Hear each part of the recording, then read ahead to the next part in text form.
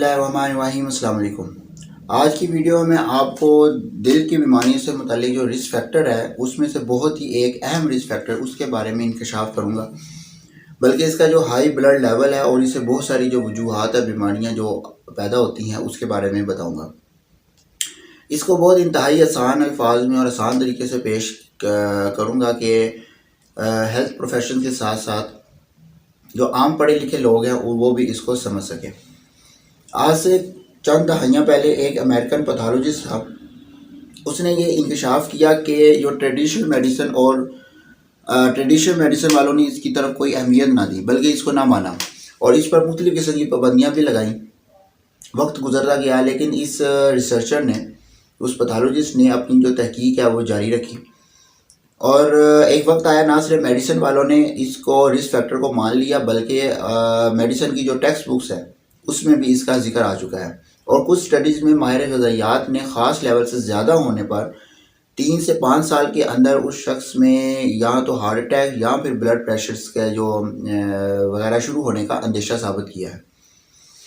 आज सोचा कि इस अहम रिस्क फैक्टर के बारे में आप वीडियो बनाऊं। इसमें सबसे पहले आपको मैं इसकी बायोकेमिस्ट्री बताऊंगा, उसके बाद जो तहकीकात में जो साबित शुदा जो इसकी अहमियत है वो, उसके अलावा इसके बाद इसकी हिस्ट्री और ये किन किन बीमारियों के असबाब में से एक अहम सबब है वो बताऊंगा और इसके बढ़ने की वजूहात क्या है, इसका नॉर्मल लेवल कैसे किया जाएगा और आखिर में सबसे अहम इस नौ को नॉर्मल लेवल में कैसे लाया जाए और इसका नॉर्मल लेवल क्या है उसके बारे में बताऊंगा।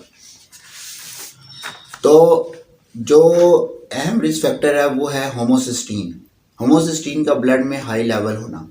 होमोसिस्टीन जो है वो एक कुदरती तौर पर पाया जाने वाला एक नॉन इसेंशियल सल्फर पर मुश्तमिल जो है वो अमाइनो एसिड है, जो कि एक इसेंशियल अमाइनो एसिड जिसका नाम है मिथायोनीन, इसकी डी मिथाइलेशन से बनता है।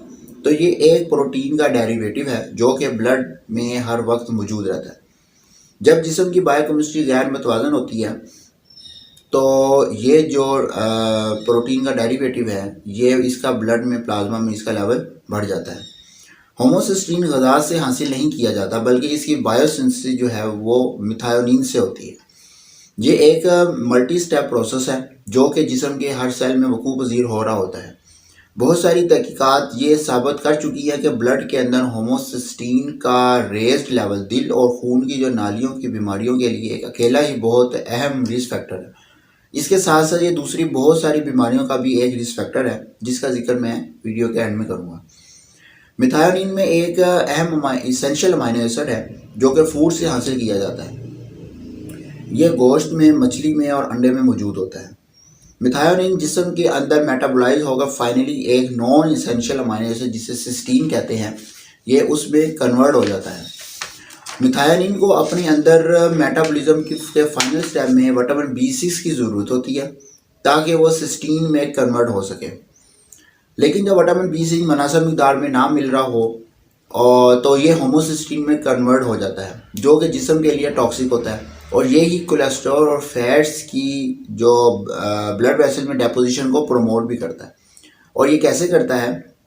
ये इस तरह करता है कि होमोसिस्टीन का जो हाई लेवल खून की नालियों के नाजुक जो इंटीमल सेल्स हैं उनको डैमेज करता है, जिसकी वजह से कोलेस्ट्रॉल और को ऑक्सीडाइज यानी रैंसिड करता है, जिसकी वजह से आर्टरीज़ की जो डैमेज लाइनिंग है उसमें बड़ी आसानी के साथ ये दाखिल हो जाता है और फर्दर ये प्लाग की फॉर्मेशन का भी सबब बनता है।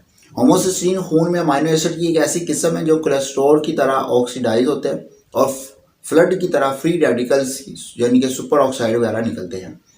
जहाँ तक खून की नालियों के डैमेज का ताल्लुक है तो होमोसिस्टीन जो है वो कोलेस्ट्रॉल से ज़्यादा नुकसानदेह है, हालांकि इसको करेक्ट करना बहुत आसान है। इसके अलावा रिसर्च यानी कि स्टडीज़ में ये साबित हो चुका है कि विटामिन B6 को जब इसके एक्टिव फॉर्म में लिया जाता है तो फिर इसका सबको इसका फ़ायदा होता है। इसको पैराडॉक्सल 5-फॉस्फेट कहते हैं। इसके अलावा रिसर्चर ने यह भी साबित किया है कि फोलिक एसिड और विटामिन B12 और बीटेन की मौजूदगी भी बहुत ज़रूरी है। जिन लोगों में होमोसिस्टीन का लेवल हाई होता है यानी कि जिनमें हाई होता है इसका होमोसिस्टीन का लेवल, उनमें विटामिन के लेवल कम निकले। तहकीक में ये भी आया कि होमोसिस्टीन का थोड़ा सा ही बढ़ा हुआ लेवल ना सिर्फ हार्ट डिजीज़ बल्कि किसी भी वजह से डेथ के चांसेस जो है वो बढ़ा देता है। वो अफराद जिनका हल्के से दरमियाना दर्जे तक माइल्ड टू मॉडरेट जब होमोसिस्टीन का लेवल बढ़ता है तो इनके अंदर 30 to 50% जो डेथ रिस्क है उनके चांसेस ज़्यादा हो जाते हैं इनके अफराद के मुकाबला में जिनके लेवल लो होता है। The New England journal of medicine, ये एक इंटरनेशनल लेवल का बहुत माने जाने वाला एक इंटरनल मेडिसिन का ट्रेडिशनल मेडिसिन का एक मैगजीन है। इसमें एक स्टडी छपी थी कि होमोसिस्टीन का जो बढ़ा हुआ लेवल है अकेला ही वैस्कुलर डिजीज़ के लिए एक बहुत बड़ा रिस्क फैक्टर है। इसका मतलब ये है कि अगर एक फ़र्द ज़ाहरी तौर पर सेहतमंद है, इसका कोलेस्ट्रॉल लेवल भी नॉर्मल है और इसको कोई इलनेस भी नहीं है, मसलन ना कोई ब्लड प्रेशर है, ना ओबीज़ है, ना ही कोई फैमिली हिस्ट्री है और देखने में भी इसकी ईटिंग हैबिट्स हैं वो भी अच्छी हैं, फिर भी अकेला होमोसिस्टीन का हाई लेवल उस फर्द के लिए हार्ट डिजीज़ का बहुत अहम रिस्क फैक्टर है। आजकल हमने नोट किया होगा कि 30 ईयर्स की एज या इसके अराउंड बोर्ड लोगों को बहुत ज़्यादा हार्ट अटैक वगैरह हो रहे हैं और देखने में वो थिन भी और सेहतमंद भी नज़र आते हैं, लेकिन थोड़ी सी गफलत से कीमती जानें ज़ाया हो रही हैं। इस अलमिया की मुख्तलिफ वजूहात में से एक अहम तरीन जो ट्रांस फैटी एसिड्स का बेजा इस्तेमाल है, जिसका मैं पहले आपको बता चुका हूँ पिछले वीडियोस में कि ट्रांस फैटी एसिड्स क्या है और किस तरह ये नुकसान करते हैं। और होमोसिस्टीन का जो लेवल का हाई होना ये भी एक वजह है। एक जदीद स्टडी ने यह भी साबित किया कि होमोसिस्टीन का नॉर्मल लेवल ये इंक्रीज 10% इसी कदर हार्ट डिजीज़ का रिस्क बढ़ा देती है। ऐसी studies journal of American medical association में भी शाया हो चुकी है। अब इनकी एक इंटरेस्टिंग हिस्ट्री है वो आपको बताता हूँ कि होमोसिस्टीन की बतौर रिस्क फैक्टर की तहकीक में सबसे पहले जो अमेरिकन पैथोलॉजिस्ट था वो था डॉक्टर किल्नर मैक्यूले। इसने 1960s की दहाई में पहली दफ़ा ये शाया की। उसने बताया कि ये ना सिर्फ बहुत सारी बीमारियों के लिए रिस्क फैक्टर है बल्कि ये फैटल हार्ट डिजीज़ का एक बहुत बड़ा रिस्क फैक्टर है। अब हैरानकुन बात यह है कि इतने बड़े रिस्क फैक्टर को सिंपल कुछ विटामिन्स के इस्तेमाल से कम किया जा सकता है। जब मैक्यूले की ये तहकीक मंजर आम पर आई तो ये हार्ट डेथ की एक मेजर वजह है। इससे ना तो इसकी कोई ड्रग सीरियल या कोई मार्जिनिंग बिकनी थी बल्कि इससे सिर्फ लोगों ने विटामिन ही इस्तेमाल करने थे या इन पर मुश्तमिल ग़िज़ाओं की तरफ तवज्जो देनी थी। तो इसके बाद जो मुखालफिन थे वो हरकत में आए तो उन्होंने इसको अपने ओहदे से भी हटा दिया और इसको इसे अपनी रिसर्च करने से भी रोका। लेकिन जो डॉक्टर मैक्यूले था उसने अपनी रिसर्च को जारी रखा। इसको तकरीबन 15 ईयर्स लगे। इस दौरान 1.5 मिलियंस अमेरिकन की होमोसिस्टीन से मुतल्लिका ही वैस्कुलर डिजीज़ से जो है वो डेथ हो चुकी थी। और अब तो बहुत सारी रिपोर्ट्स ने मैक्यूले के जो इस काम को कंफर्म कर दिया और दुरुस्त करार दिया है। अब मैं आपको कार्डियोवैस्कुलर डिजीज़ के अलावा इन बीमारियों का बताता हूँ जो कि होमोसिस्टीन का लेवल ज़्यादा होने की वजह से होती हैं। इनमें एंग्जाइटी है, डिप्रेशन है, menopausal symptoms, miscarriages, Alzheimer disease, dementia, rheumatoid arthritis, osteoporosis, thrombosis, atherosclerosis, stroke, heart attack वगैरह ये सब बीमारियां जो कि होमोसिस्टीन के लेवल का ज़्यादा होने की वजह से होती हैं। अब आपको होमोसिस्टीन के ब्लड के अंदर लेवल बढ़ने की वजूहत बताता हूँ।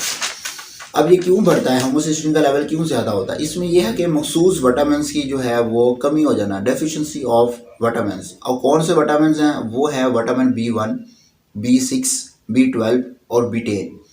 और कुछ ड्रग्स हैं, कुछ दवाइयाँ हैं जिनके इस्तेमाल से भी होता है, जिसमें मीथोट्रिजेट है, इम्यूनोसप्रेसेंट ड्रग्स हैं और जो सम कोलेस्ट्रॉल लोअरिंग ड्रग्स हैं। इसके अलावा स्मोकिंग है, excessive use of red meat है, एक्सेसिव यूज़ ऑफ साल्ट है। उसके अलावा जो ग्रीन लीफी वेजिटेबल्स हैं उनका कम यूज़ है और हाई यूज़ ऑफ कॉफ़ी और टी है। उसके अलावा decrease thyroid functions, psoriasis, kidney disease, genetic जो प्रॉब्लम्स है वो डायबिटीज़ मिलाइटस, रोमेटॉइड आर्थराइटिस, ये डिजीज़ है। ये भी हैरानकुन बात है कि कोलेस्ट्रॉल को ब्लड में लो करने के लिए जो दवाइयाँ जैसे कि मसलन फिब्रिक एसिड जो डेरिवेटिव्स है इसलिए दी जाती हैं कि हार्ट डिजीज़ को कम करें, लेकिन दूसरी की तरफ इसका जो रिस्क फैक्टर्स है वो बढ़ रहा होता है। अब खून में बढ़ते हुए जो होमोसिस्टीन लेवल है उसकी क्या अलामात है कि हमें कैसे पता लगेगा कि इसमें खून में होमोसिस्टीन का लेवल ज़्यादा है। इसमें दिल और खून के नालियों के अमराज से मुतल्लिक़ अलामात आती हैं और इसके अलावा फटीग का होना, मसल्स वीकनेस है, अनस्टेडी मूवमेंट्स हैं, पेल और येलोइश स्किन है, पर्सनैलिटी चेंजेस हैं, शॉर्टनेस ऑफ ब्रेथ है, डिजीनेस है, मेंटल कन्फ्यूजन है, नंबनेस है लग्स, हैंड्स, फीट्स की, irregular heart beats, mouth ulcers का बनना, टंग स्वेलिंग्स का होना, उसके अलावा ग्रोथ के डिफरेंट प्रॉब्लम्स और वेट लॉस। ये होमोसिस्टीन का लेवल नॉर्मल लेवल क्या होना चाहिए, इसकी तरफ देखते हैं कि नॉर्मली ब्लड में होमोसिस्टीन का लेवल क्या होना चाहिए। इसका जो नॉर्मल लेवल है वो 7 माइक्रो मिलीमोल पर लीटर तक होना चाहिए, यानी इससे नीचे नीचे ही रखना चाहिए। ऐसे अफराद में कार्डियोवास्कुलर डिजीज़ का अंदेशा जो है वो बहुत कम होता है, यानी कि लो रिस्क होता है। और जिनका लेवल 7 माइक्रो मिलीमोल से ज़्यादा और 10 और 15 के दरमियान होता है, ये लोग कार्डियोवास्कुलर डिजीज़ के लिए एट रिस्क होते हैं। जिनका लेवल 15 माइक्रो मिलीमोल पर लीटर से ज़्यादा हो, इनका शुमार हाई रिस्क पेशेंट्स में होता है। कुछ स्टडीज़ में ये भी आया कि जिनका लेवल 15 से बढ़ जाए, इसको हार्ट अटैक या ब्लड प्रेशर वगैरह होने का जो चांस है वो 3 to 5 ईयर्स के अंदर अंदर होता है। लिहाजा इसको बर वक्त 7 से नीचे ही रखना चाहिए। 7 से नीचे जो है वो सेफेस्ट तरीन जो है वो वैल्यू है। मोर आइडली यंग नॉर्मल में 3 to 5 और ओल्ड एज में अप टू 7 to 8। इसकी नॉर्मल वैल्यूज़ में भी हमें जो इनके पायोनियर रिसर्चेज हैं, जो रिसर्चर जिन्होंने रिसर्च की है उन्होंने जो वैल्यूज़ हमें बताई हैं नॉर्मल, हमें उन्हीं को ही फॉलो करना चाहिए। अब ब्लड में बढ़ते हुए जो होमोसिस्टीन के लेवल को कम कैसे किया जाए, अगर लेवल ज़्यादा आ गया इसको कम करना बहुत आसान है। इसमें आपने ये करना है कि विटामिन्स का इस्तेमाल, जिसमें विटामिन B1, B6, B12 और फॉलिक एसिड, इसके अलावा बीटेन का इस्तेमाल करें। बीटेन भी एक अमीनो एसिड है। इसका सोर्स आम तौर पर पता नहीं होता, लेकिन आपको बता देता हूँ, इसका जो सोर्स है वो चुकंदर है। इसके अलावा ये सब जो विटामिन है, फॉलिक एसिड है, बीटेन है, ऐसे कंपाउंड हैं जिनमें ना सिर्फ मिथाइल ग्रुप होता है बल्कि ये मिथाइल ग्रुप को मुहैया भी करते हैं और होमोसिस्टीन की रीमिथाइलेशन जो है के लिए मिथाइल ग्रुप्स ये देते हैं। लिहाजा इन सब बताए गए विटामिन्स वगैरह को तवाज़ुन के साथ सप्लीमेंट की शक्ल में लेना चाहिए। अगर कोई कहे कि सिर्फ विटामिन B12 अकेला लेने से ही इसका लेवल नॉर्मल हो जाएगा तो इसको बहुत ज़्यादा वक्त लगेगा। लिहाजा हमें इस ज़िमन में भी इनके जो पायोनियर रिसर्चर्स हैं उन्हीं को ही फॉलो करना चाहिए। सब्ज़ियाँ बिलखसूस जो है वो सब्ज़ पत्तों वाली सब्ज़ियाँ ज़्यादा लें। चुकंदर और बिलखसूस इसके पत्ते भी खाएं। विटामिन C पर मुश्तमिल फ्रूट्स लें, मसलन अमरूद है, लेमन है, माल्टा वगैरह ये चीज़ें लें। बीटा कैरोटीन विटामिन A पर मुश्तमिल फ्रूट्स लें, मसलन आड़ू, गाजर वगैरह। बीन्स यानी कि बीजों वाली ग़िज़ाएँ ज़्यादा लें। और जो चीज़ें आपने छोड़ देनी है उनमें सिगरेट स्मोकिंग बंद कर दें, नमक का बहुत ज़्यादा इस्तेमाल है वो बंद कर दें, इसके साथ साथ ज़्यादा सब्ज़ियाँ भी लें, सुर्ख गोश्त का इस्तेमाल बंद कर दें, कॉफ़ी और चाय का इस्तेमाल ख़त्म कर दें, अल्कोहल का इस्तेमाल बंद कर दें। ग़िज़ाई और सप्लीमेंटल इलाज शुरू करने के लिए 3 माह बाद दोबारा टेस्ट करवाएं, यानी कि जब आप इन फूड्स पे आ जाए उसके 3 महीने के बाद आप दोबारा टेस्ट करवाएं। ये स्लोली ही लो होता है।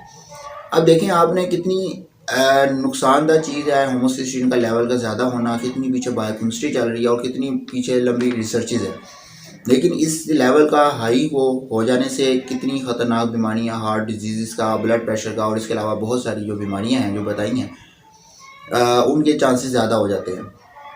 लेकिन इसके लेवल को, होमोसिस्टीन के लेवल को लो करना बहुत आसान है, इनका क्योर आसान है। ठीक है, लिहाजा आपको पता लग गया होगा आपने कौन कौन सी चीज़ें जो इस्तेमाल करनी है और कौन सी बंद करनी है।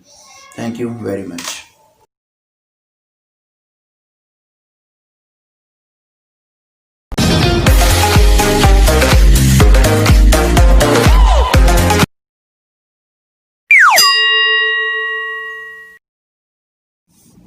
बिस्मिल्लाहिर्रहमानिर्रहीम, अस्सलाम वालेकुम। आज की मेरी वीडियो दिल के अमराज से बचाव में कुदरती तरीका इलाज का किरदार है। आज की इस वीडियो में हार्ट अटैक की वजूहात में से जो कोलेस्ट्रॉल एक वजह है उसके मुतालिक बात करूंगा कि कार्डियोवैस्कुलर सिस्टम की बीमारी का कैसे सबब बनती है। तो हम शुरू करते हैं, कोलेस्ट्रॉल कैसे हार्ट अटैक वगैरह का सबब बनती है। दिल को खून की सप्लाई करने वाली जो खून की नालियाँ हैं जिनको कोरोनरी आर्टरीज भी कहते हैं, वो कोरोनरी आर्टरीज मुख्तलिफ वजूहात की वजह से या तो बंद हो जाती हैं या तंग हो जाती हैं। मसलन एक नैरोइंग प्रोसेस जिसको स्टेनोसिस कहा जाता है। नंबर 2, प्लाक्स बनते हैं, जैसे कि अंदरूनी जो दीवारें हैं आर्टरीज की उसमें कोलेस्ट्रॉल वगैरह की तह जम जाना। अथेरोस्क्लेरोसिस, इसमें आर्टरीज की वॉल खुसूसन जो इसकी अंदरूनी तह जो होती है वो मोटी और सख्त हो जाती है। ये आर्टरीज की दीवारों के अंदर और इनके ऊपर फैट्स की, कोलेस्ट्रॉल की और मुख्तलिफ किस्म के सब्सटेंसेस की जमने की वजह से होती है।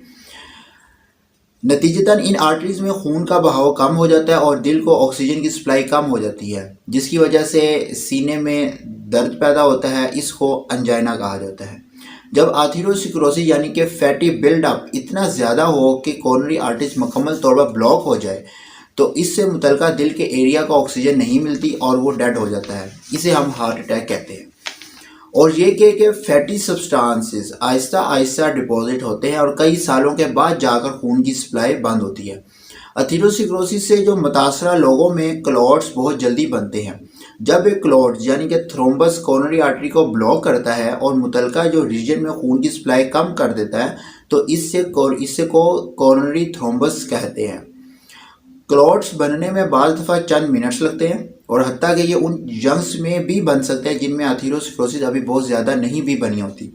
लिहाजा हार्ट अटैक की बड़ी वजह कोरोनरी ओक्लूजन की बजाय कोरोनरी थ्रोम्बस है। अंजाइना और हार्ट अटैक दोनों कोरोनरी आर्टरीज की ही बीमारियां हैं। दोनों बीमारियां कोरोनरी आर्टरी में खून की सप्लाई कम होने से होती हैं। दोनों को इस्कीमिक हार्ट डिजीज़ या कोरोनरी आर्टरी डिजीज़ कहते हैं। जैसा कि मैं पहले जिक्र कर चुका हूं कि फ़र्क ये है कि हार्ट अटैक यानी कि मायोकार्डियल इन्फार्क्शन में दिल के मसल्स का मखसूस हिस्सा खून की सप्लाई बंद होने की वजह से डेड हो जाता है, जबकि अंजाइना में दिल के जो मसल्स हैं में खून की सप्लाई जो है वो वक्ती तौर पर या अलामती तौर पर कम होती है, जो कि फिर दोबारा बहाल हो जाती है। आमतौर पर अंजाइना दिल के दौरा यानी कि मायोकार्डियल इन्फार्क्शन से पहले होता है। जब किसी शख्स में दिल के जो मर्ज़ की तशखीस हो जाए कि और वो लेबल कर दिया जाए कि ये हार्ट डिजीज़ का पेशेंट है, इस शख्स में सडन डेथ के जो चांसेस हैं वो आम जनरल जो सेहतमंद पब्लिक की के मुकाबले में 5 to 7 टाइम्स ज़्यादा हो जाते हैं। अब मेडिकल के तरीका इलाज के असबाब में हार्ट डिजीज़ के लिए कोई मुकम्मल क्योर नहीं है। अद्वियात आमतौर पर थोड़े वक्त के लिए आराम पहुंचाती हैं, यानी कि इसको पैलिएटिव ट्रीटमेंट भी कहते हैं या पैलिएटिव रिलीफ कहते हैं। अद्वियात इनमें रिस्क फैक्टर्स का जिन्होंने मिलकर इन्फ्लेमेशन और हार्ट डिजीज़ पैदा की ना ही मुकम्मल इलाज कर सकती हैं और ना ही करती हैं। हत्ता कि वो अद्वियात जो कि कोलेस्ट्रॉल को लो करती हैं वो भी इलनेस को रिवर्स नहीं करती। ये दो फैक्ट्स हैं जो इस बात को वाजिया करते हैं कि एक मरीज़ की मुस्तकिल बीमारी जो है वो मुस्तकिल डॉक्टर के ज़ेरे इलाज रहने की वजह से रहने के बावजूद भी जो है वो प्रोग्रेस करती है उसकी डिज़ीज़। जहाँ तक बाईपास सर्जरी का ताल्लुक है वो भी टेम्परेरी रिलीफ ही मुहैया करती है, जबकि जो ब्लॉकेज शुदा कोरोनरी आर्टरी को रिप्लेस करके ब्लड सप्लाई बहाल कर दी जाती है तो उस वक्त मरीज़ ठीक हो जाता है, मगर कम किस्मती से कुछ अरसा के बाद इसके अलावा मज़ीद जो अगली खून की नाली है फिर मुतासर होने का एहतमाल होता है। हमें अमराज कल्ब की एमरजेंसी ट्रीटमेंट और जो सर्जिकल ट्रीटमेंट से इनकार नहीं है, बल्कि ये एक नेमत है जो चूँकि नामनासिब ग़िज़ा और मॉडर्न लाइफस्टाइल से जो दिल के अमराज और इनके असबाब पैदा हो चुके हैं इनको भी तो डील करना है। इसके लिए इसी तरीका इलाज में फौरी रिलीफ का पहलू मौजूद है। ताहम कुदरती तरीका इलाज के माहिरीन की चीखों पुकार का मकसद ये है कि मौजूदा जो अमराज में मुस्तकिल कमी हो जाए और नए आने वाले मरीज़ों की तादाद जो है वो कम हो जाए, ताकि जो आगे आने वाली जनरेशन वो हेल्दी जनरेशन पैदा हो। हम अपना काफ़ी टाइम और जो कोशिशें हैं कॉम्प्लेक्स सर्जिकल टेक्निक्स और हैरान को जो मेडिकल प्रोसीजर को तरवीज देने में सर्व करते हैं। चूँकि मरीज़ का लाइफ स्टाइल चंद माह से लेकर चंद साल तक बढ़ाते हैं, इसकी बजाय क्यों ना ग़िज़ाओं वो तब्दीलियाँ करने पर अपनी सलाहियतें और इस्तेदादें लगाएं जो कि सेहतमंद लाइफ स्पैन को कई दहाइयों तक बढ़ाने की सलाहियत रखते हैं। देखते हैं कि मेडिकल साइंस जो मॉडर्न मेडिकल साइंस क्या कहती है और कुदरती ग़िज़ाई तरीका इलाज क्या कहता है। अगरचा जदीद मेडिसिन कोरोनरी हार्ट डिजीज़ के बहुत सारे रिस्क फैक्टर्स का जिक्र करती है, लेकिन वो डायट्री कोलेस्ट्रॉल को भी एक मेजर रिस्क फैक्टर करार देती है। लेकिन इस बात का इनका इस बात पर यकीन है कि डाइटरी कोलेस्ट्रॉल का ज़्यादा इस्तेमाल ही ब्लड कोलेस्ट्रॉल के बढ़ने का सबब है, जो कि खून की नालियों में फैट डिपॉजिट का सबब बनता है, जिसे हम अथेरोस्क्लेरोसिस कह देते हैं। ब्लड कोलेस्ट्रॉल को कम करने के लिए कोलेस्ट्रॉल को कम करने के वाली अद्वियात का आज़ादाना इस्तेमाल करवाया जाता है। इसके साथ साथ दिल के लिए जो फिजिशियंस मुख्तलिफ़ किस्म की अद्वियात जैसे कि beta blockers, calcium channel blockers, ACE inhibitors वगैरह तजवीज़ करते हैं। इनमें से कोई भी जो मेडिसिन है वो हार्ट डिजीज़ की अंडरलाइंग काज की तरफ मुतवज्जा नहीं होती। बेशक इनका एक ये फ़ायदा है कि ये अद्वियात अंजाइना और जो फुल ब्लोन जो हार्ट अटैक है उसके चांसेस को मिनिमाइज़ करती है। इससे साबित हुआ कि जो एक्चुअली मॉडर्न मेडिसिन है ना ही दावा करती है और ना ही इस काबिल है कि आर्टरीज़ के जो ब्लॉकेज को रिवर्स कर सके, ताहम ये वक्ती जो सिम्टोमेटिक रिलीफ पहुँचाती है।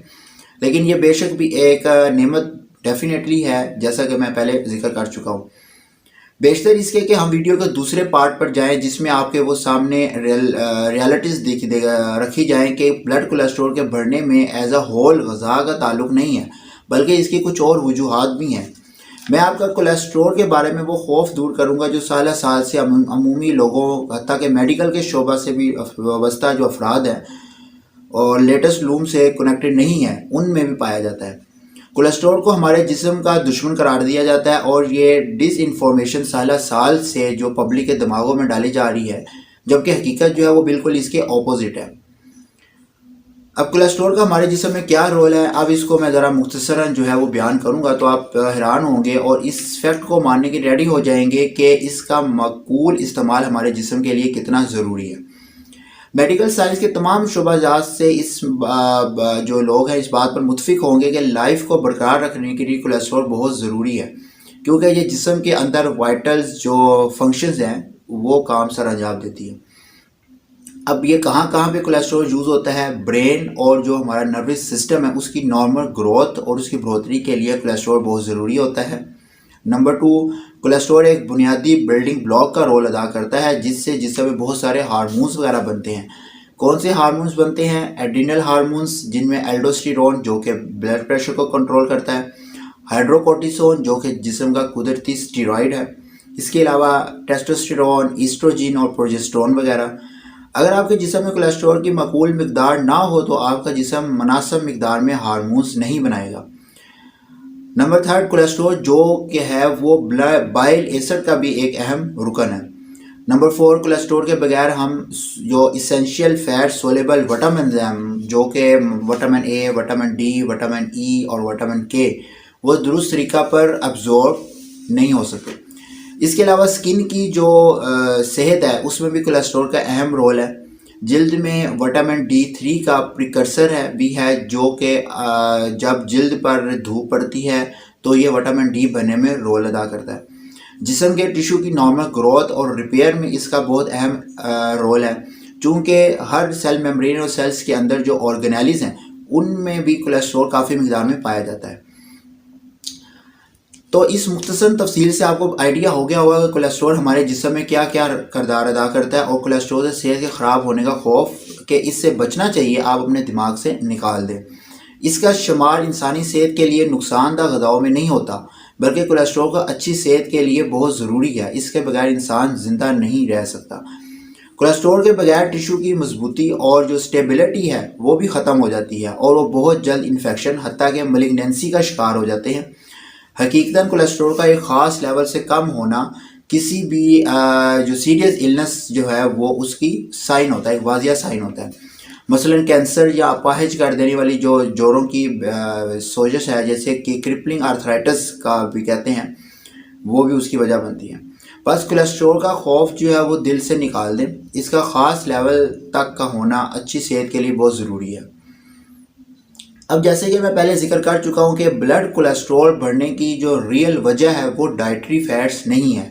अब इसकी क्या क्या वजूहात है, इसकी और कई वजूहात हैं जिसकी वजह से जो कोलेस्ट्रॉल बढ़ता है, तो इसका जिक्र इंशाल्लाह ताला मैं अपनी नेक्स्ट वीडियो में करूँगा। तो उम्मीद है कि आपको पता लग गया होगा कि हार्ट अटैक कैसे होता है और क्या होता है, और जो ब्लड कोलेस्ट्रॉल बढ़ने की जो वजह है वो डाइटरी फैट्स नहीं है। तो इंशाल्लाह ताला इसके कई और वजूहात हैं जिसकी वजह से कोलेस्ट्रॉल बढ़ता है। तो वो इंशाल्लाह ताला आपको नेक्स्ट वीडियो में उसकी सारी वजूहात बताऊंगा। Thank you very much.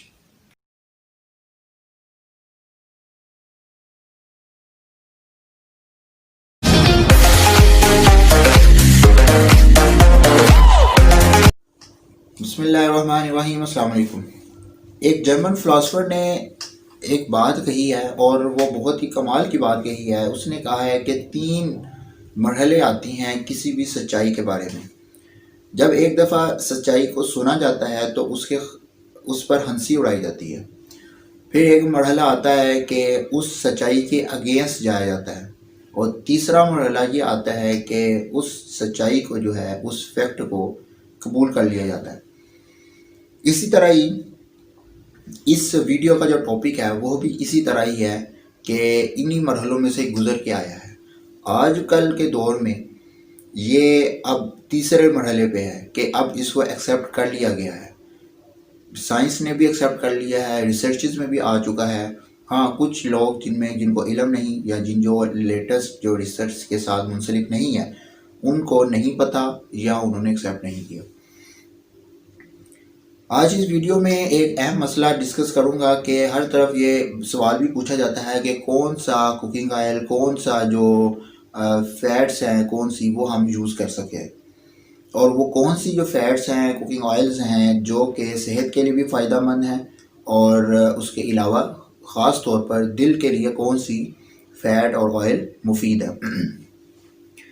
Fat या लिपिड्स का टॉपिक एक बहुत ही लेंथी और डिफ़िकल्ट सा और बहुत ज़्यादा ड्राई टॉपिक है, और इस वजह से मैं इसको बहुत ज़्यादा डिटेल में और उसकी क्लासिफिकेशन वगैरह डिस्कस नहीं करूँगा। आसान से लफ्ज़ों में और आम फहम अंदाज में ये बताऊँगा। इसकी थोड़ी सी बायोकेमिस्ट्री, कुछ इसकी जो सिंपल सी जो आम लेमैन टर्म्स में जिसकी टाइप्स है उसको बयान करूँगा। अब सबसे पहले इसकी थोड़ी सी बायोकेमिस्ट्री समझा दूँ, ताकि बिल्कुल भी मुश्किल अंदाज में नहीं, बहुत ही आसान अंदाज में एक बायोकेमिस्ट्री, ताकि इससे ये होगा कि आपको समझ आ जाएगी कि कौन सी फ़ैट जो है वो हेल्दी है और कौन सी फ़ैट जो है वो अनहेल्दी है। अब सबसे पहले इसकी बायोकेमिस्ट्री से पहले कि ये इंसानी जो सेल है इस वक्त तक बेहतरीन तौर पर परफॉर्म करता है जब तक उसको उसके एलिमेंट्स और न्यूट्रिएंट्स वगैरह मिलते रहें। जब ग़िज़ा में उन केमिकल्स की, उस न्यूट्रिएंट्स की कमी हो जाती है तो बहुत सी बीमारियां वगैरह पैदा हो जाती हैं, डिसऑर्डर्स हो जाते हैं।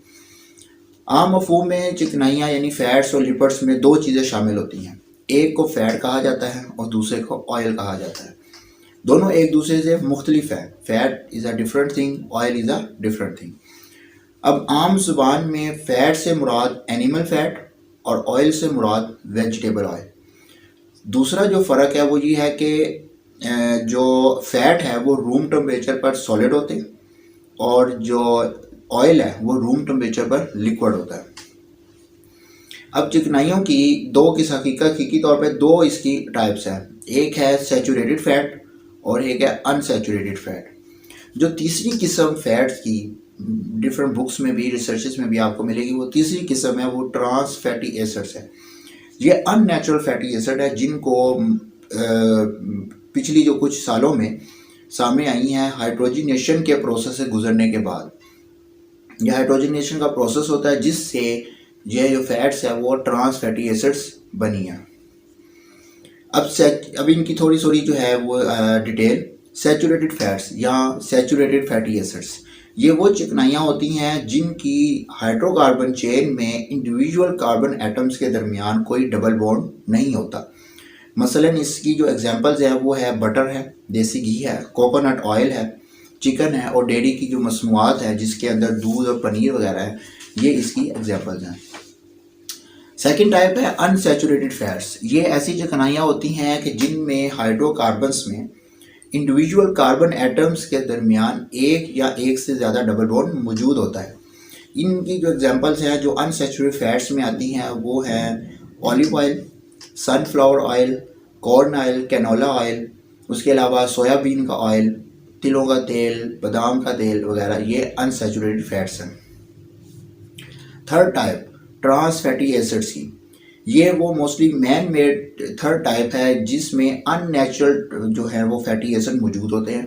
यानी कि गैर कुदरती और अननेचुरल फैट्स होते हैं, इनको अननेचुरल फैट्स भी कहा जाता है। और यही मेन वजह है कोरोनरी आर्टरी डिजीज़ की और इसके अलावा डायबिटीज़ मेलाइटस की। अब मैं इनकी आपको थोड़ी बायोकेमिस्ट्री बताऊं कि किस तरह से इनको, किस फैट को क्या चीज़ हो बायोकेमिस्ट्री वाइज के इसको सैचुरेटेड फैट कहेंगे और किसको अनसैचुरेटेड फैट कहेंगे बायोकेमिस्ट्री वाइज, और कौन सी जो है वो ट्रांस फैटी एसिड्स कहलाएगी। अब आपकी स्क्रीन पर देखें, लेफ्ट साइड पे आपको सैचुरेटेड फैट्स लिखा नज़र आ रहा है। जैसा कि पहले बता चुका हूँ कि इसकी हाइड्रोकार्बन जो चेन है इसमें कोई डबल बॉन्ड नहीं होता और over heating in saturated fats को मुतासर नहीं करती। ये अपना बायोकेमिकल स्ट्रक्चर बरकरार रखती है और इसकी ग़िज़ाई जो मसाले हैं वो भी मैं बता चुका हूँ। अब आप स्लाइड के दरमियान में देखें, सिस अनसैचुरेटेड फैटी एसिड्स लिखा है।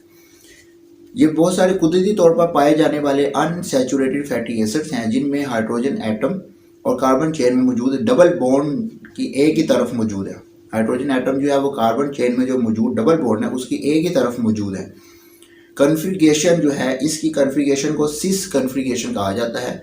सिस का जो मतलब लैटिन लैंग्वेज में है वो है कि सेम साइड पर, यानी कि इसमें जो कार्बन है वो सेम साइड, हाइड्रोजन एटम्स जो है वो सेम साइड पे। इस तरह से इसको सिस अनसैचुरेटेड फैटी एसिड भी कहा गया है। अब इसके अपनी स्लाइड के राइट साइड पर देखें, ट्रांस अनसैचुरेटेड फैटी एसिड लिखा है। ये अनसैचुरेटेड कार्बन एटम्स हैं और हर एक के साथ एक हाइड्रोजन एटम लगा है और डबल बॉन्ड भी मौजूद है, मगर कन्फिगरेशन मुख्तलिफ है।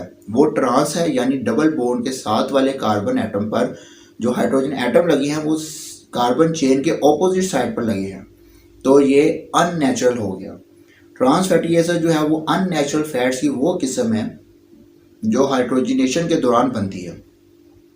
अब हाइड्रोजनेशन क्या है? ये एक इंडस्ट्रियल प्रोसेस है जिसके दौरान हाइड्रोजन को लिक्विड वेजिटेबल ऑयल में शामिल करके इसको सॉलिड घी बनाया जाता है। सबसे जो बड़ी तशवीशनाक बात है कि इसके बारे में पब्लिक और हत्ता के बहुत सारे हेल्थ प्रोफेशनल्स को भी नहीं पता, और वो ये ट्रांस फैटी एसिड तमाम प्रोसेस्ड कुकिंग ऑयल्स में पाए जाते हैं जो कि आमतौर पर मार्केट में मुयसर है।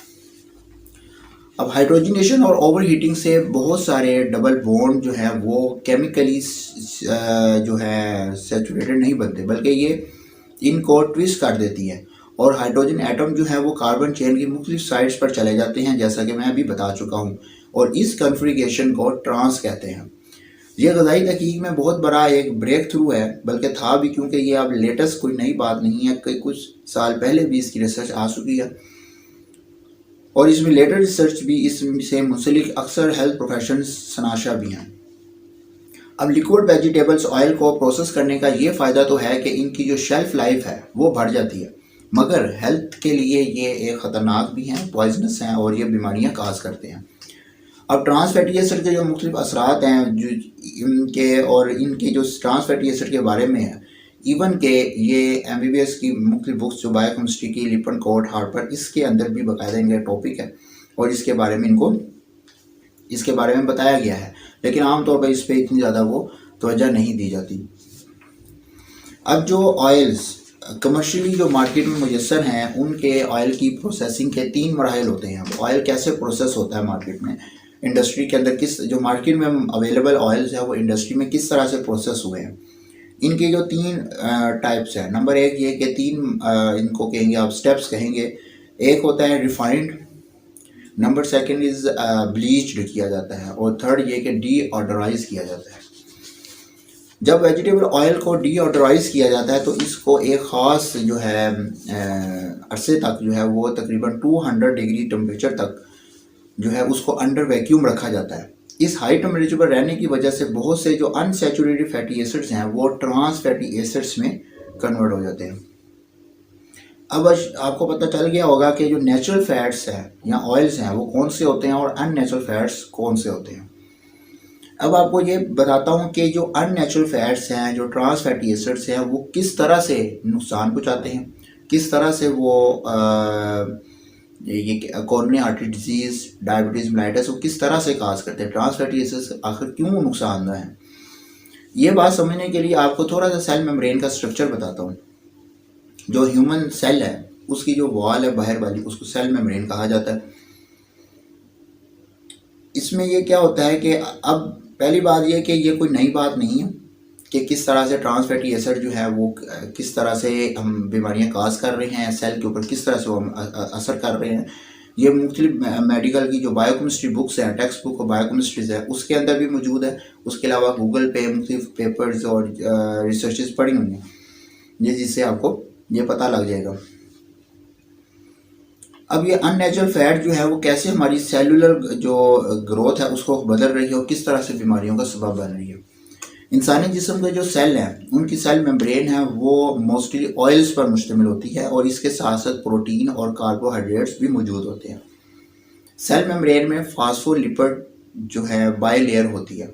अब सेल मेम्ब्रेन में ऑयल्स लगातार लगते हैं, उसके अलावा ख़त्म हो जाते हैं और दूसरे नए आते हैं, यानी कि एक साइकिल चलता रहता है और ये रिप्लेस हो रहे होते हैं। हमारी ग़िज़ा में जो शामिल ऑयल्स की जो नुकसानदा किस्म की वजह से जो सेल मेम्ब्रेन की जो कंपोजिशन है वो मुतासर हो रही है। बस सेल के जो बेसिक और क्रूशल एक्शंस हैं, यानी कि जिसम के प्रॉपर फंक्शनिंग का इन्हिसार जो है वो ऑयल्स की उस किस्म पर होता है कि जो हम इस्तेमाल कर रहे होते हैं। अब इंडस्ट्रियल जो ट्रांस फैटी एसिड्स हैं, अब ग़िज़ा का एक ऐसा जुज़्व है कि जिसका इंसानी जो कंपोजिशन के लिए, जो सेल की कंपोजिशन के लिए सेफ़ नहीं है।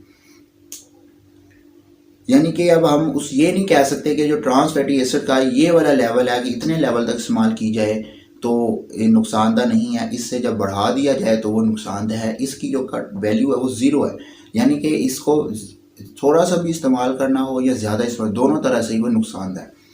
तो लिहाजा जो ट्रांस फैटी एसिड का जो अपर इनटेक लेवल है वो ज़ीरो है, क्योंकि ट्रांस फैटी एसिड जिस्म के अंदर जमा होते रहते हैं और मजमूई तौर पर जिस्म के लिए एक पॉइजनस जैसा, जहर जैसा जो है वो रोल प्ले करते हैं। ट्रांस फैटी एसिड जो इस्तेमाल करने पर फौरी तौर पर बुरे असरात ज़ाहिर नहीं होते, ये कुछ साल लगते हैं इसके ऊपर, फिर जाकर कुछ जो है वो बीमारियां पैदा होती हैं, कोरोनरी आर्टरी डिजीज़ वगैरह और डायबिटीज़ मेलाइटस वगैरह। सेल मेम्ब्रेन में जहाँ पर हेल्दी इसेंशियल ऑयल जमा होना होता है वहाँ पर ट्रांस फैट जो है वो जज़ब हो जाते हैं। फैट्स को हज़म करने वाला एक एंजाइम है जिसको ह्यूमन लाइपेज एंजाइम कहा जाता है, वो ट्रांस कन्फिगरेशन के साथ गैर मौसर हो जाता है। नतीजतन ये होता है कि जो ट्रांस फैटी एसिड्स हैं वो ज़्यादा देर तक खून के अंदर मौजूद रहते हैं, जिसकी वजह से इनका आर्टरीज के अंदर जमना और प्लाक जो फॉर्मेशन है उसका चांस बढ़ जाता है। एक दफ़ा जब ट्रांस फैटी एसिड इंसानी सेल मेम्ब्रेन में जम जाते हैं, ये रिप्लेस नहीं होते। ये हेल्दी ऑयल्स ही हैं जो कि इसकी सेल मेम्ब्रेन पे रिप्लेस होते रहते हैं, यानी कि जब एक पुराना हो गया वो निकल गया, नया दूसरा आ गया, ये रिप्लेस होते रहते हैं। यानी ट्रांस फैटी एसिड से सेल मेम्ब्रेन के रिप्लेस जो होने पे देर से रिप्लेस ही नहीं होते और वो इस जो है सेल का फंक्शन होता है वो ख़राब हो जाता है, प्रॉपर फंक्शन नहीं करता। अब ट्रांस फैट जो है वो सेल मेम्ब्रेन को रिजिड बना देता है। अब ट्रांस फैट जब वो जमा हो गई, वो रिप्लेस नहीं हो रही, तो उससे सेल मेम्ब्रेन जो होती है वो रिजिड हो जाती है और सेल मेम्ब्रेन की जो फ्लूइडिटी है और इंसुलिन सेंसिटिविटी है वो मुतासर हो जाती है। नतीजतन ये होता है कि जो इंसुलिन है इन्हें ग्लूकोज को ब्लड से सेल के अंदर पहुँचाना था और ब्लड शुगर लेवल कम करना था, तो ट्रांस फैटी एसिड के जमा होने की वजह से इंसुलिन ग्लूकोज को ब्लड से सेल के अंदर नहीं पहुँचाती, लिहाजा ब्लड के अंदर शुगर का लेवल ज़्यादा हो जाता है और इंसुलिन रेजिस्टेंस पैदा हो जाती है, जिसकी वजह से टाइप 2 डायबिटीज़ मेलाइटस हो जाती है। ये वजह होती है कि किस तरह से टाइप 2 डायबिटीज़ मेलाइटस वजह बनती है। अब ट्रांस फैटी एसिड के कौन कौन से बुरे असरात हैं, ट्रांस फैटी से और क्या मतलब नुकसान पहुँचाता है। इसमें ये करता है कि जो LDL कोलेस्ट्रॉल है उसके लेवल को ज़्यादा कर देता है, HDL के कोलेस्ट्रॉल को लो कर देता है, कोरोनरी आर्टरी डिजीज़ जो है, कोरोनरी हार्ट डिजीज़ है, उनके रिस्क बढ़ जाता है। उसके अलावा टाइप 2 डायबिटीज़ मेलाइटस भी खास करता है। WHO ये डिक्लेयर कर चुका है कि जो ट्रांस फैटी एसिड जो है वो सेहत के लिए मुफीद नहीं है और तकरीबन 5,40,000 पर ईयर डेथ जो हैं वो इन ट्रांस फैटी एसिड की वजह से हो रही हैं और ट्रांस फैटी एसिड के ज़्यादा इस्तेमाल से जो डेथ का रिस्क किसी भी वजह से 34% ज़्यादा हो जाता है। ऑयल्स को फ्राई करने से हीटिंग के प्रोसेस से दरमियाना दर्जा के जब गुजारते हैं ऑयल्स को हीटिंग के प्रोसेस से, तो उससे दरमियाना दर्जा के जो हैं वो ट्रांस फैटी एसिड्स पैदा होते हैं। अब नाज़रीन, कुदरत ने जो फ़ायदामंद चिकनाइयाँ हमारे लिए पैदा की हैं उनको हम अपने हाथों से ही नुकसानदा बनाते हैं। अब कौन कौन से जो बदनाम वजूहात है, चार ना दिखाई देने वाली बदनाम वजूहात जिसकी वजह से अच्छी फ़ैट जो है, जो बेनिफिट थी फ़ैट हमारे लिए, वो डैमेज कैसे होती है। इसमें चार इसके जो है वजूहात है। नंबर 1 ये है कि heat, number 2 is hydrogenation, number 3 is oxygen यानी ऑक्सीडेशन, और नंबर 4 होमोजिनाइजेशन।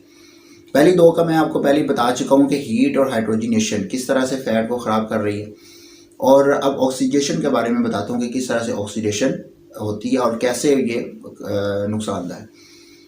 अब इंसान ने आज तक, पहले ज़माने में होता था ऑयल बीजों से नहीं निकाला, वैसे ही बीज इस्तेमाल किए जाते थे, वैसे ही खाए जाते थे और उनको फ़ैट मिलती थी। अब जब से बीजों में से ऑयल निकाला तो तब से मसले मसाइल पैदा, उसकी हाइड्रोजिनेशन भी की, प्लस जब ऑयल को बीज से निकाला जाता है तो वो हवा में मौजूद ऑक्सीजन होती है उसके लिए बहुत ज़्यादा सेंसिटिव होते हैं। तो उससे यह होता है कि इन ऑयल्स को ऑक्सीजन के साथ जो है वो इंट्रैक्शन होता है, जिसकी वजह से फ्री रेडिकल्स वगैरह बनते हैं, ऑयल जो होते हैं वो ख़राब हो जाते हैं। अनसैचुरेटेड फैट अपनी बायोकेमिकल जो स्ट्रक्चर यानी कि डबल बॉन्ड की मौजूदगी की वजह से सैचुरेटेड फैट की निस्बतन ऑक्सीजन के लिए ज़्यादा हसास होता है, और जो पॉली अनसैचुरेटेड फैट है उसके अंदर वैसे ही डबल बॉन्ड बहुत ज़्यादा है और ऊपर से वो ऑक्सीजन के लिए उतना ही ज़्यादा हसास है, और इनके लिए ऑक्सीजनेशन के अटैच होने के और ही ज़्यादा चांसेस होते हैं और ये जल्दी ऑक्सीडाइज हो जाता है और रैंसिड हो जाता है। ऑक्सीडेशन भी टेम्परेचर यानी हीट के साथ रिलेटेड है। फ्राइंग की वजह से अनसैचुरेटेड फैट ना सिर्फ जल्दी ऑक्सीडाइज हो जाते हैं बल्कि इनकी जो सिस फॉर्म जो है वो ट्रांस फॉर्म में बदल जाती है। कमर्शियली जो मार्केट में अवेलेबल जो ऑयल्स हैं वो बार बार फ्राइंग के प्रोसेस से गुजारा जाता है, इससे दोनों टर्म ट्रांसफॉर्म भी और ऑक्सीडाइज फैट का स्पेक्ट्रा एक ख़तरनाक लेवल तक बढ़ जाता है। अब जो फोर्थ वजह जो थी वो है होमोजिनाइजेशन। ये तो एक ऐसा प्रोसेस है जो कि फैट्स की शेल्फ लाइफ को बढ़ाता है मगर फैट इससे डैमेज हो जाती है। अब जैसे एग्जांपल लेते हैं हम मिल्क की, दूध की। नॉर्मल दूध में जो फैट मौजूद है वो लार्ज ग्लोब्यूल्स की शक्ल में होती है और आम तौर पर जो इंटेस्टाइनल ट्रैक्ट में जाकर डाइजेस्ट हो जाती है। होमोजिनाइजेशन में क्या होता है कि इन लार्ज बड़े जो ग्लोब्यूल्स हैं फैट के, उनको छोटे छोटे कतरों में तोड़ दिया जाता है, और यानी कि इसका जो असल साइज होता है उससे 3 टाइम्स उसको छोटा कर दिया जाता है, जो कि सारे दूध में फैले हुए होते हैं। अब बहुत सारे होमोजिनाइज्ड फैट्स के जो पार्टिकल्स हैं वो डाइजेशन को बाईपास करते हैं और बराह रास्त जो है वो डायरेक्टली ब्लड स्ट्रीम में चले जाते हैं, और अपने साथ एक जो एंजाइम है, जो फैट को तोड़ फोड़ करने वाला एंजाइम है, उसको ज़ैंथीन ऑक्सीडेज कहा जाता है, वो भी साथ ही आर्टरीज में ले जाते हैं, और वो ज़ैंथीन ऑक्सीडेज जो है वो आर्टरीज को डैमेज करता है, जिसकी वजह से वहाँ पे फैट अकुमुलेशन होना शुरू हो जाती है और प्लाक फॉर्मेशन वगैरह जमा भरना शुरू हो जाती है, प्लाक फॉर्मेशन होना शुरू हो जाती है, और इससे जो है वो कोरोनरी आर्टरी डिजीज़ इसकी जो है वजह पैदा हो जाती है। कोरोनरी आर्टरी डिजीज़ वगैरह जो होती हैं वो इस तरह से फिर हो जाती है। और अब नाज़रीन ये देखें कि हमने कौन सा कुकिंग ऑयल, घी या ऑयल इस्तेमाल करना है। वैसे तो जैसे एक्सप्लेन कर चुका, उम्मीद है कि आपको काफ़ी हद तक समझ आ गई होगी। अब सेहत के लिए ख़तरनाक जो हाइड्रोजिनेटेड जो फैट्स हैं, जिनको आम बनस्पति घी या मार्गरीन वगैरह कहा जाता है, उनको आप इस्तेमाल करना बंद कर दें। ट्रांस फैट्स पर मुश्तमिल घी या कुकिंग ऑयल्स हैं उनका इस्तेमाल बंद कर दें। तमाम प्रोसेस्ड और रिफाइंड जो कमर्शियल ऑयल्स हैं जो मार्केट में अवेलेबल हैं उनको आप इस्तेमाल करना छोड़ दें। सिर्फ जो एक्सपेलर प्रेस्ड क्रूड ऑयल या अनरिफाइंड ऑयल, सिंपल टर्म में अनरिफाइंड जो ऑयल है वो इस्तेमाल करें। मसलन एक्स्ट्रा वर्जिन ऑलिव ऑयल जो कि कोल्ड प्रेस्ड है, कनोला ऑयल, इसके अलावा सनफ्लावर ऑयल वगैरह ये शामिल हैं, ये आप इस्तेमाल करें। सिर्फ और सिर्फ एक्स्ट्रा वर्जिन ऑलिव ऑयल को आप पकाने के लिए, कुकिंग के लिए इस्तेमाल ना करें, क्योंकि वो हीट की वजह से इसका स्ट्रक्चर जो है वो ख़राब हो जाता है। बाकी ऑयल्स में आप कनोला, सनफ्लावर, सीसम ऑयल, इसमें आप कुकिंग कर सकते हैं। अब इसेंशियल फैटी एसिड की ज़रूरत पूरी करने के लिए आप खाने के दौरान 1 चम्मच इस्तेमाल कर सकते हैं एक्स्ट्रा वर्जिन ऑलिव ऑयल का। जैसा कि इससे पहले मैं वीडियो में आपको जिक्र कर चुका हूँ कि 10 to 15% जो कोलेस्ट्रॉल हमारे जिस्म के लिए डेली नीड है, और बाकी का जो 85 to 90% जो कोलेस्ट्रॉल है ना, वो जिस्म खुद बना लेता है। लिहाजा जिस्म को रोज़ाना नेचुरल सैचुरेटेड फ़ैट की ज़रूरत होती है, जो कुछ और तो आप कुछ मकदार में एनिमल सैचुरेटेड फ़ैट की ग़िज़ा में शामिल करें। दोनों इसेंशियल फैटी एसिड और नेचुरल सैचुरेटेड फ़ैट जो हैं सेल मेम्ब्रेन के कंपोनेंट्स हैं, और ये दुरुस्त और सेहतमंद तरीन जो सेल की फ्लूइडिटी इन्हीं की अवेलेबिलिटी पर मुनहसर होती है। लिहाजा हमें अपनी ग़िज़ा में जो है वो नेचुरल सैचुरेटेड फ़ैट ज़रूर शामिल करनी चाहिए। नेचुरल जो सैचुरेटेड फ़ैट है उसमें बटर है, देसी घी वगैरह शामिल है। थोड़ी मकदार में रोज़ाना इस्तेमाल करना सेहत के लिए मुफीद है। साइंस ये भी साबित कर चुकी है कि इनके इस्तेमाल से ब्लड कोलेस्ट्रॉल नहीं बढ़ता जब तक कि बहुत ज़्यादा मकदार में ना ली जाए। नेचुरल सैचुरेटेड फ़ैट ना ही ऑक्सीडाइज होती है और ना ही फ्री रेडिकल्स पैदा होते हैं। अगली बात ये कि इसेंशियल जो ओमेगा 3 फैट्स की ज़रूरियात कैसे और कहाँ से पूरी करें, जो कि पूरे जिस्म बिलखुसूस दिल के लिए बहुत ज़्यादा मुफीद है। इसके लिए ये अब जो कोरोनरी हार्ट डिजीज़ के पेशेंट्स हैं उनके लिए ज़रूरी है कि रोज़ाना 1 ग्राम पर डे फ़िश ऑयल का इस्तेमाल करें। अब ये वाली बात कईयों को हज़म नहीं होगी। वजह यह कि या तो कम इल्मी की वजह से या उनको नहीं पता कि कोरोनरी आर्टरी डिजीज़ का पेशेंट है उसको 1 ग्राम पर डे तो ये कहा जा रहा है कि फ़िश ऑयल इस्तेमाल करें। ठीक है, इसका सबसे पहली बात हवाला है कि लिपनकोड जो टेक्स्ट बुक ऑफ बायोकेमिस्ट्री है उसके अंदर लिखा हुआ है। लिहाजा इससे पहले मैं बता चुका हूँ कि किस तरह से सैचुरेटेड, अनसैचुरेटेड और ट्रांस फैट जो है वो नुकसानदेह है। कौन से इसमें तीनों में से कौन सी नुकसानदेह है और कौन से प्रोसेस में से गुजरी हो तो वो नुकसानदेह हो जाती है और किस तरह से प्लाक फॉर्मेशन करती है। और जबकि वो मरीज़ जिनका ट्राइग्लिसराइड का लेवल ज़्यादा हो उनको 2 to 48 ग्राम पर डे जो है वो तजवीज़ किया जाता है कि फ़िश ऑयल।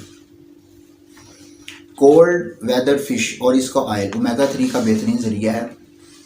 इसमें EPA इकोसा पेंटानोइक एसिड और DHA डिकोसा हेक्सानोइक एसिड जो है वो मौजूद होता है। दूसरा ज़रिया सीसम और सनफ्लावर के बीजों से, वो ओमेगा 3 का एक गुड सोर्स है। उसके अलावा फ्लैक्स सीड ऑयल यानी कि अलसी का तेल, वो भी बेहतरीन सोर्स है। उसके अलावा आप टेबल स्पून अलसी का रोज़ाना 1 टेबल स्पून अलसी वो रोज़ाना 1 ले सकते हैं। ये भी ओमेगा 3, इससे भी आपको ज़रूरत पूरी हो सकती है। सोयाबीन ये ओमेगा 3 का बेहतरीन ज़रिया है, रिच सोर्स है। अगर ये ग़िज़ाएँ मुयसर नहीं तो फिर आप फ़िश ऑयल जो EPA DHA ये वाला फ़िश ऑयल जो है वो सप्लीमेंट्स के तौर पर आप इस्तेमाल कर सकते हैं। अब आप आखिर में मुख्तसरन ये कि आप सालन पकाएं देसी घी में, मक्खन में, कोकोनट ऑयल में या पाम ऑयल में, जो भी आपको इजीली अवेलेबल हो। जब खाना खाने लगे तो 1 टेबल स्पून आप एक्स्ट्रा वर्जिन ऑलिव ऑयल इस्तेमाल वैसे खा लें या सालन के ऊपर डाल लें या रोटी के ऊपर लगा लें। तो इस तरह से आप एक्स्ट्रा वर्जिन ऑलिव ऑयल इस्तेमाल करें। नेज़ वक्तन फ़वक्तन जो है वो अलसी का तेल, सूरजमुखी के बीजों का तेल बताई गई जो मिकदार है उसके मुताबिक इस्तेमाल करें। अगर फ़िश मैसर नहीं, कोल्ड वेदर फ़िश जो बताइए आपको वो अगर मैसर नहीं है तो फिर आप फ़िश ऑयल के जो सप्लीमेंट्स हैं वो जो भी आपका डॉक्टर हैं, माहिर ग़िज़ायात है, उसके मशवरे से आप इस्तेमाल कर सकते हैं। अब आम सादा अनप्रोसेस आप ये कि अनप्रोसेस जो फूड्स हैं उनका इस्तेमाल करना शुरू कर दें, जो कि आज से 100 साल पहले इंसान करता था। अब ये अकली सी बात है कि आज से तकरीबन 30 से 35 साल पहले किताबों में भी इसका जिक्र है कि जो डायबिटीज़ मेलाइटस है और हाइपरटेंशन है ये अमीरों की बीमारी होती थी, कि जो अमीर लोग हैं उनके अंदर ही डायबिटीज़ मेलाइटस होना है, उन्हीं को ही हाइपरटेंशन की बीमारी है। लेकिन आजकल के दौर में देखा जाए हर तबका, चाहे वो अमीर है, चाहे वो गरीब है, चाहे वो मजदूर है, हर किस्म के तबके के अंदर ये हाइपरटेंशन और डायबिटीज़ मेलाइटस मौजूद है। इसकी वजह सिंपल सी एक वजह कि यही वजह है कि जो फितरती ग़िज़ाएँ थी यानी कि नेचुरल फूड्स थी उनको छोड़ के अननेचुरल फूड्स पे, गैर फितरती ग़िज़ाओं पे और प्रोसेस्ड फूड्स पे आ गए हैं। इनका इस्तेमाल ज़्यादा हो गया है, अनप्रोसेस्ड फूड्स का, अननेचुरल जो फूड्स का, जिसकी वजह से ये बीमारियां हाइपरटेंशन, उसके अलावा diabetes mellitus, coronary artery disease ये वगैरह बढ़ गई हैं। तो लिहाजा उम्मीद है कि आप अननेचुरल जो फूड्स हैं, अननेचुरल जो ऑयल्स हैं, ट्रांस फैटी एसिड्स हैं, उनसे आप अवॉइड करेंगे। और उम्मीद है कि आपको इनका काफ़ी समझ भी आ गई होगी कि किस तरह से कौन कौन से ऑयल्स हमारे लिए नुकसानदेह है, कौन कौन से फ़ायदेमंद हैं और कौन सा हम इस्तेमाल कर सकते हैं। Thank you very much.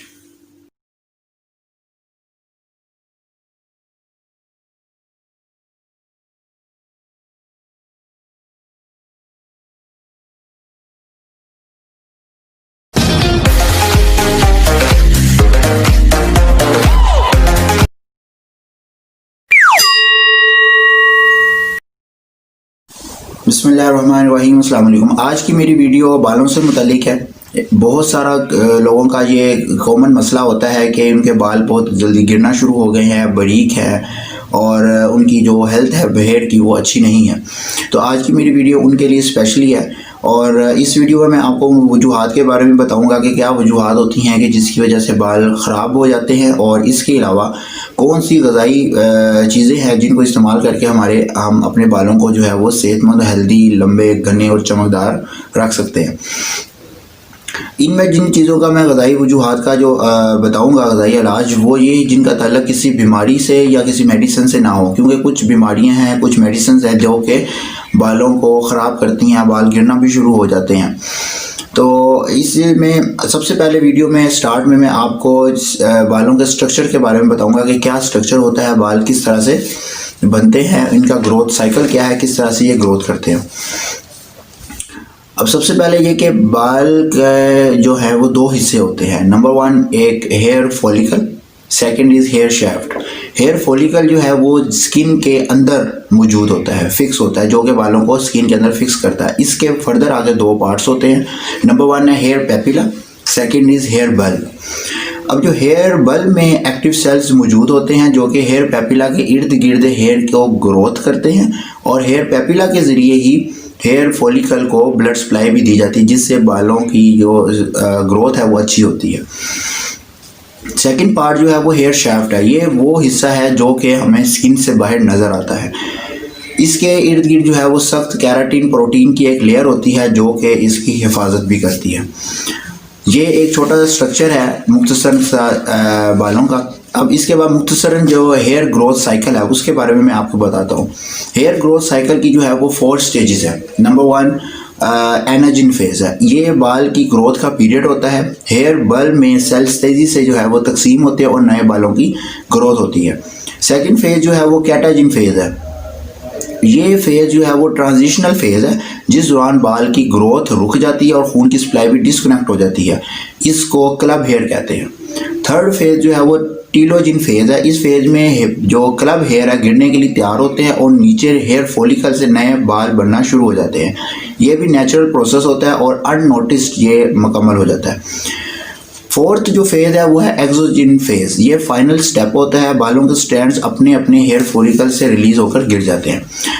अब सारा जो प्रोसेस है ग्रोथ का दोबारा से शुरू हो जाता है और दोबारा से ये फेजेस जो हैं वो स्टार्ट हो जाती हैं। इनमें जो इंटरेस्टिंग बात यह है कि हर जो हेयर फॉलिकल है वो इंडिपेंडेंट होता है और मुख्तलिफ हेयर फॉलिकल जो है वो डिफरेंट जो है वो ग्रोथ फेजेस से गुजर रहे होते हैं।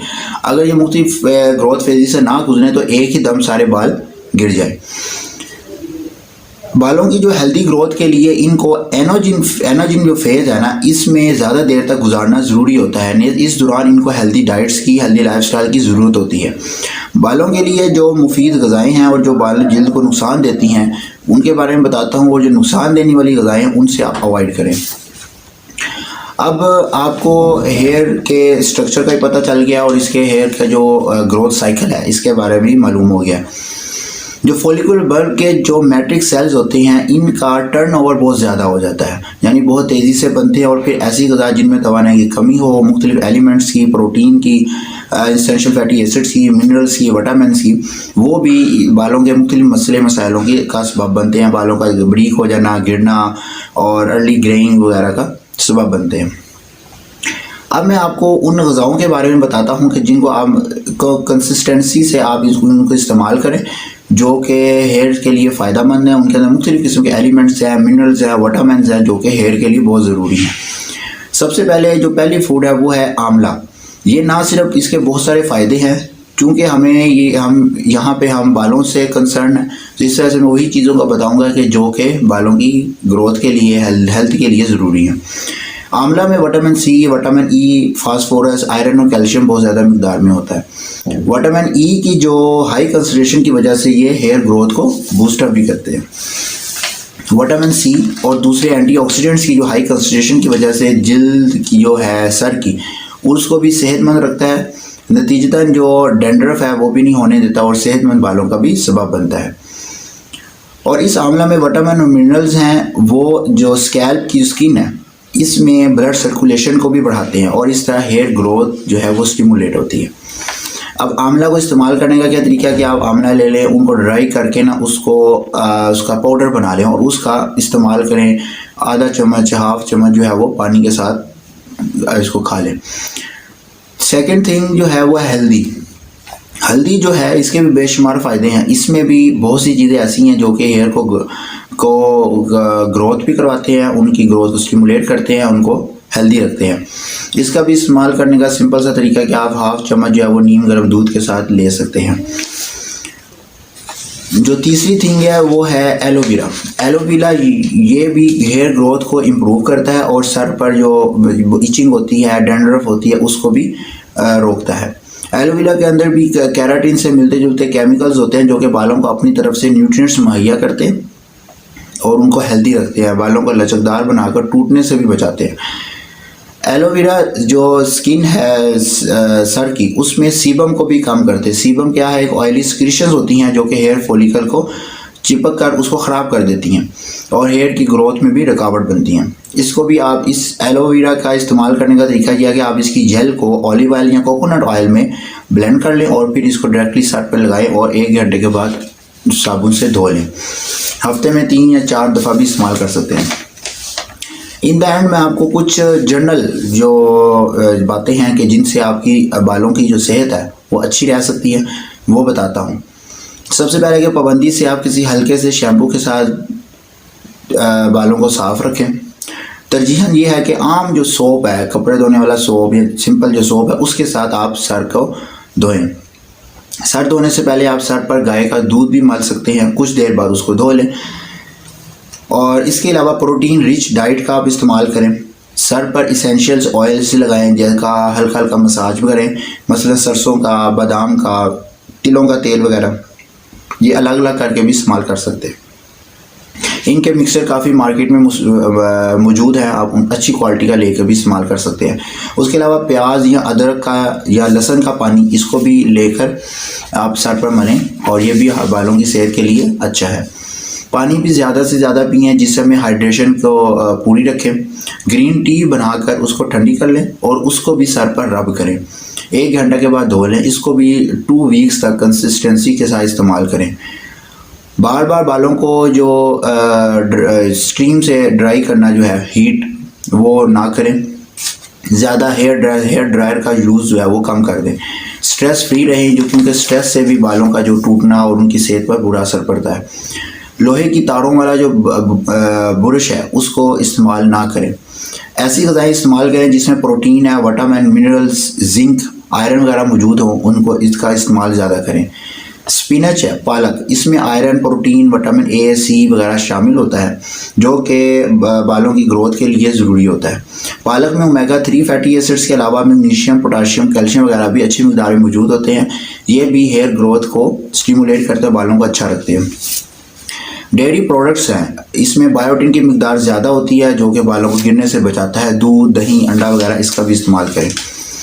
अब ड्राई फ्रूट्स में अखरोट, ये नट्स में से वाहिद ये है कि जिसमें बायोटिन मौजूद होता है और ये हेयर जो क्यूटिकल को मजबूत करता है, जो कि मज़ीद ये कि इसमें vitamin B1, B6, B9, vitamin E, protein वगैरह भी काफ़ी मिकदार में मौजूद होती हैं।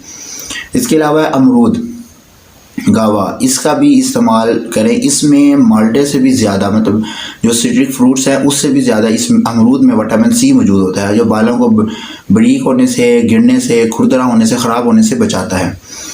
विटामिन सी जो है वो कोलाजन की एक्टिविटी को बूस्ट करता है। इनके अलावा छिलके वाली दालें, जो अलसी, गाजरें, सोयाबीन, पीनट, सब बालों के लिए नहायत मुफीद है। इसके इसके अलावा आप इवनिंग प्रोमराइज ऑयल भी बालों के लिए मुफीद है। एक मुट्ठी गिरी पत्ता लेकर एक पाव कोकोनट ऑयल में डालकर हल्की आंच पर रखें। जब पत्ते काले हो जाएं तो तेल को भून लें। इसको रोज़ाना रात को सोने से पहले मल लें और सुबह धो लें। ये भी बालों की सेहत के लिए फ़ायदेमंद है। अब तहकीक में ये भी देखा गया कि विटामिन ई की जो कमी होती है उससे भी सेबोरिक डर्माटाइटिस यानी कि सिकरी का, डैंड्रफ का जो होना वो काज करती है। तो उम्मीद है कि आपको मुख्तलिफ ग़िज़ाओं का पता लग गया होगा और जनरल जो एक टिप्स है उसका भी पता लग गया होगा। इन पर अमल करें। इंशाल्लाह से आइंदा से मुस्तकिल मिजाजी से जब इस पर अमल करेंगे तो आपके बाल मजबूत भी रहेंगे, गिरेंगे नहीं और लंबे भी होंगे, घने भी होंगे। Thank you very much.